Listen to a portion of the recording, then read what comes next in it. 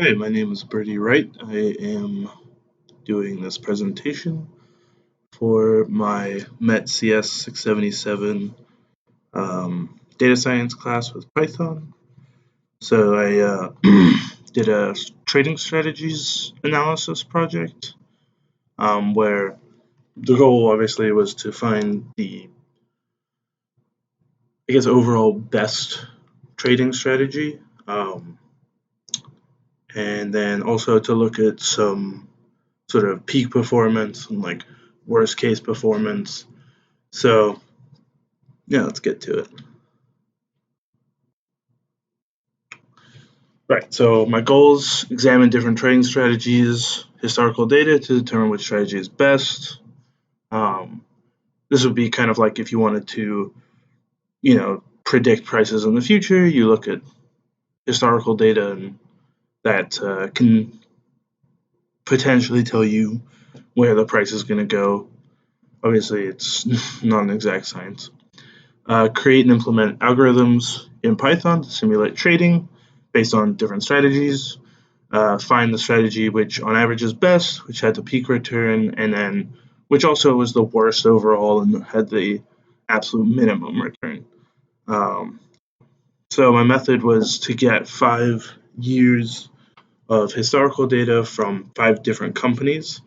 Arrowhead Pharmaceuticals, which is a fairly volatile stock, Apple, which has been pretty steady growth recently, last 5 years.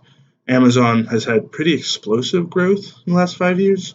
Bank of America is a bank, solid growth, not anything crazy. Alibaba was just kind of a wild card I threw in there. Online retailer, if you don't know it, just curious about it. So I had to decide on 10 different trading strategies. And actually, what I did is I found 6 or 7 trading strategies, and then I would combine some of them for like polling decisions, basically to decide if I was going to buy or sell. So implement those in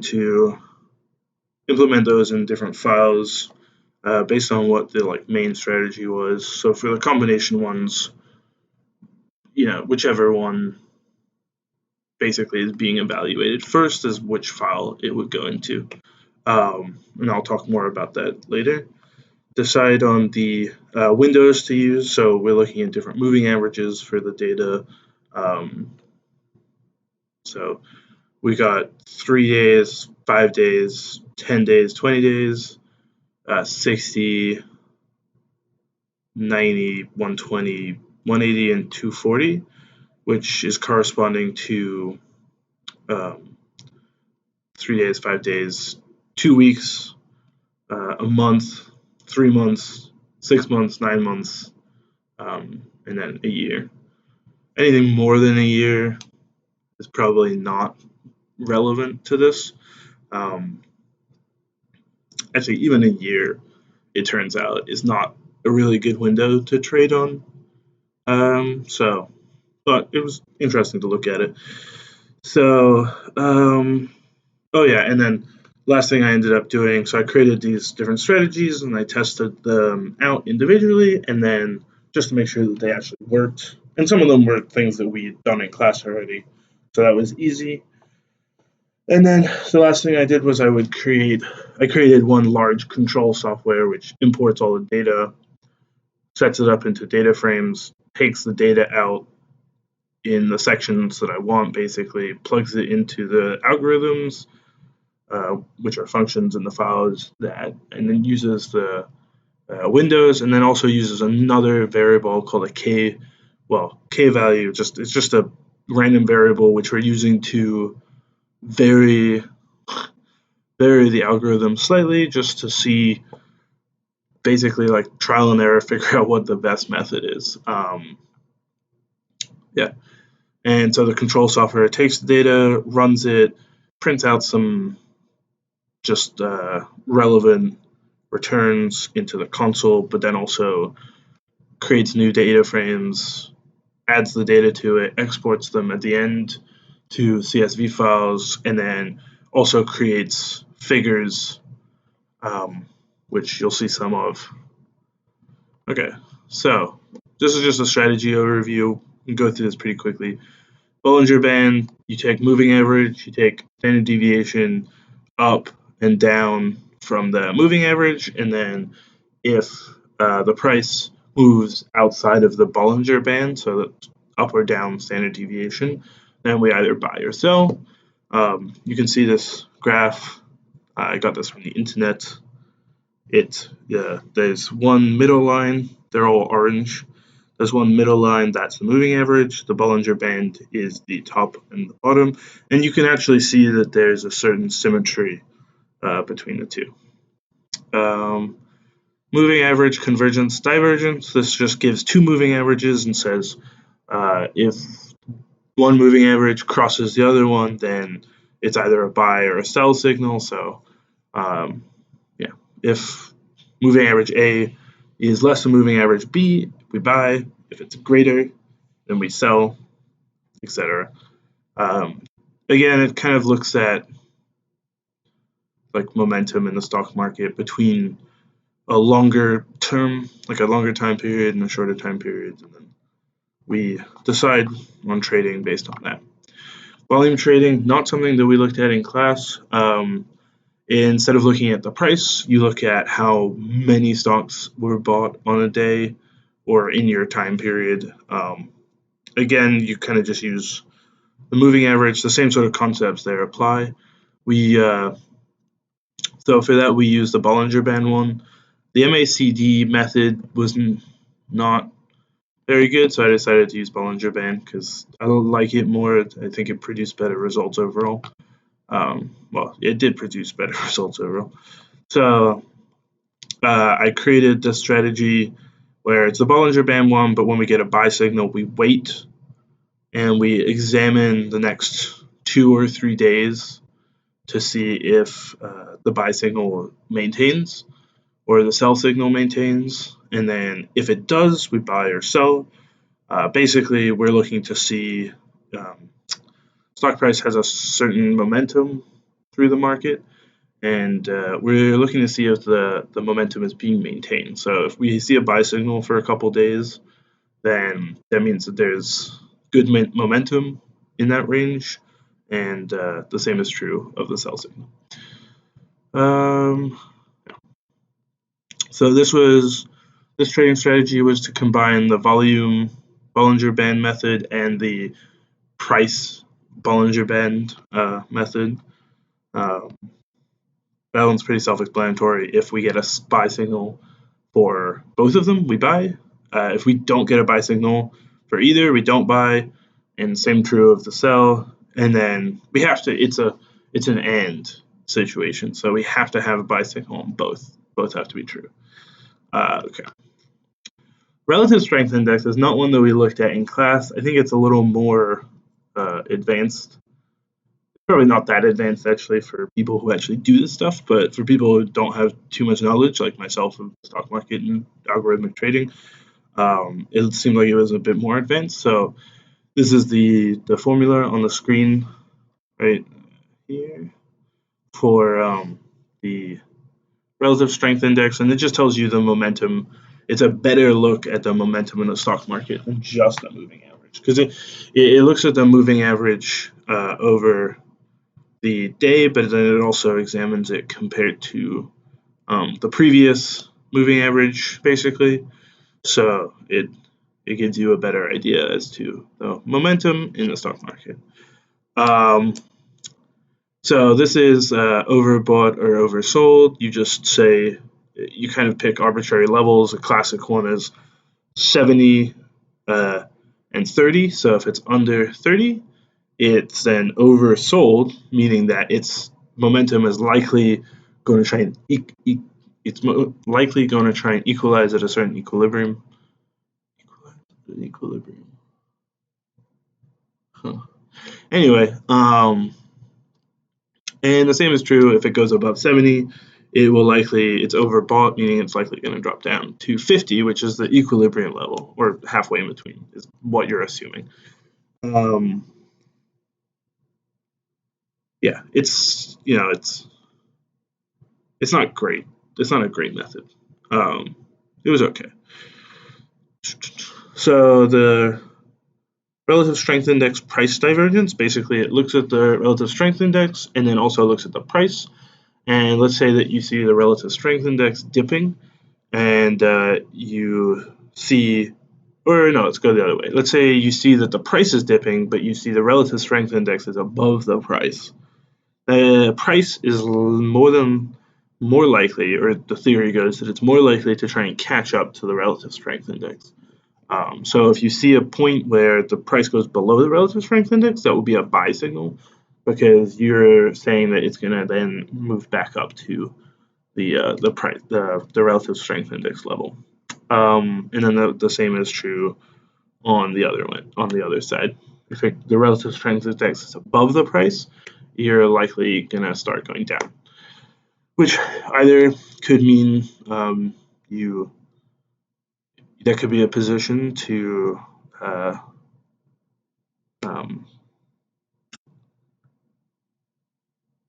oh gosh. Well, yeah, it would be a good time to sell if you had a position at that point. So the relative strength index center line, this just says 50% is the center. If it crosses above, then that's a buy signal. If it crosses below, it's a sell signal. And I varied that slightly I said for one case it was 50%, and in the other case it was 45 and 55%. Yeah, so I gave it a little bit of leeway. It could go above 55 and we'd buy, but it would have to drop below 45 in order for us to sell. This one, so the relative strength index overall provided the best method, but the relative strength index center line actually produced the best and the worst trading return, just overall. Not average, but like for all of the data, it was both the best and the worst, and we'll see that. So price divergence with relative strength index in the price Bollinger Band, and then price divergence in the volume Bollinger Band, basically the same. Okay, so here are some results. So this was Bollinger. We're using the price Bollinger Band with our Arrowhead. Arrowhead's a volatile stock, so it means that with a smaller moving average window, it has a much easier time reacting to price changes in the price. So it has a better result in the earlier day intervals, and then worse as it goes up because it just can't react. In fact, you can even see that. So at 20-day interval, it's close to 100% loss, and 60 days probably just a fluke, but 120 it's negative, 180 it's negative, and 240 it's basically just zero. I think probably with 240 with this one, it just never really traded. So to compare that, we have here's the Bollinger Band Arrowhead. We have the Bollinger Band Amazon. Again, so it's interesting because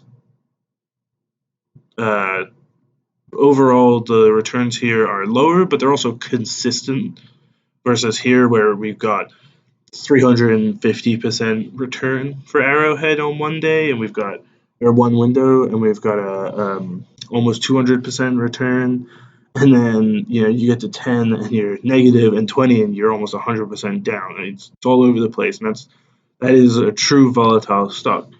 With Amazon, you have all of these are above 100%, so all of these returned in the positive. So it's just it was interesting. So here's a look at the MACD, which as you can see here relies on the difference between the two windows we're observing. The higher return window might suggest that those windows are better for higher volatility stock. So we've got a crazy the difference between the windows is really what you're looking at. So this is basically 5 to 20 is a 15-day window, and that you can see returned almost 800%, which is just, if you get 800% return in 5 years, you're extraordinarily happy. And then you can also see on the other one we have a 10-day window, extremely high. That's the 1020. And then 320, we've got 400 percent. Pretty much all of these are good except for 3 of them. It was overall, I think MACD, the moving average convergence divergence trading strategy, does take fairly good advantage of the volatility in Arrowhead. So if we look at the same thing but for Amazon, it gets really interesting because we clearly have this trend. I mean, we have a bit of an outlier, but we clearly have this trend wherein when you have a longer window, you're seeing better returns. And Amazon, although it's had explosive growth in the last 5 years, it's been pretty steady. Arrowhead has gone up 400%, and then it's come back down 80% and stuff like that. But Amazon has, gone up from $200 to $2,000 and has dropped down to $1,700 or whatever it is now. So it's been a pretty stable growth, and the lower intervals do not take advantage of that because it tends to trade more, which is worse for a more stable stock. So this is the one where we got the most return, and I just think it's kind of interesting because I think if we had more resolution here, we would be able to see we'd be able to see if we had more granularity, basically shorter windows. I think we'd actually be able to see this interesting trend where it clearly is taking advantage specifically of around a 10-day window to maximize your returns, and we're using the centerline crossover return method with a k equals 5, meaning that it's the lower value is 45, the upper value is 55. And we have a return of almost around 1750%. So 1,750%. You put $100 into that, you're getting $1,800 back. You put $1,000 into that, you're getting 18,000 back. I mean, that's a crazy return. Just to keep things on the level, I wanted to look at Amazon in the same way, and again, I thought this was interesting. It seemed like it did seem to do better again in the higher ones, probably for the same reason. I think in order to be conclusive over this, we would have to examine more stock over more time, probably look at different windows in different points in time. So take like 5 years, 20 years ago. Well, Amazon might not have existed then, but 5 years, 10 years ago, 5 years, 5 years ago, sort of look at different intervals and then compare. I mean, you could spend a lot of time. You could spend a lot of time figuring this stuff out. So yeah, overall results. The best strategy overall was the relative strength index price divergence. Like I said, I think that it has I think it just the RSI does a good job of tracking the momentum of the price, and the price diverging from it gives you a really good signal to sell or buy. So the best strategy, peak strategy, was the RSI center line, which gave us a return of 1,753. Again, if you were to put $100 into that, you'd end up with 1,853. With the relative strength index price divergence, overall, that average, if you were to put $100 into that, you would end up with $258.19. Which that's good. If you could, you're talking an average per year growth rate of 30%, a little over 30%, whereas the S&P 500 is around 7%. You're beating the S&P 500 significantly. Yeah, it's actually it's quite good. So the worst overall strategy when I averaged it was the moving average, convergence, divergence. I think I said that it just doesn't. I don't think it's supposed to utilize momentum, but I just don't think it really tracks the momentum that well. And that had a return of 40%. So even the worst one still actually gave you money, which is 40%. So you put $100 into that, you get 140 back, which is still good. Again, over 5 years, you're looking at a yield of about 8%, which is a little bit over the S&P, but it's right around where the S&P 500 is. So that's also quite good. And then the centerline crossover also yielded the worst value for Arrowhead, the same stock as well. Again, this is the trouble with a volatile stock. So that was 240 days for the window, and a K of 0, meaning that it was dead on the 50% line, and that yielded a return of negative 91.67. So you put $100 into that, and you get $8.33 back. So don't do that. So yeah, conclusions. It's pretty simple, to be honest. I don't think that. Well, so okay. So basic conclusions: the company that you choose is extremely important. Volatile ones, you're gonna be on the edge of your seat all the time, and you're gonna want to be trading often, and that's how you take advantage of the volatility. And the company also is extremely important to how much money you're going to make in the stock market. Technical analysis as a whole does not seem really like an amazing way to do that.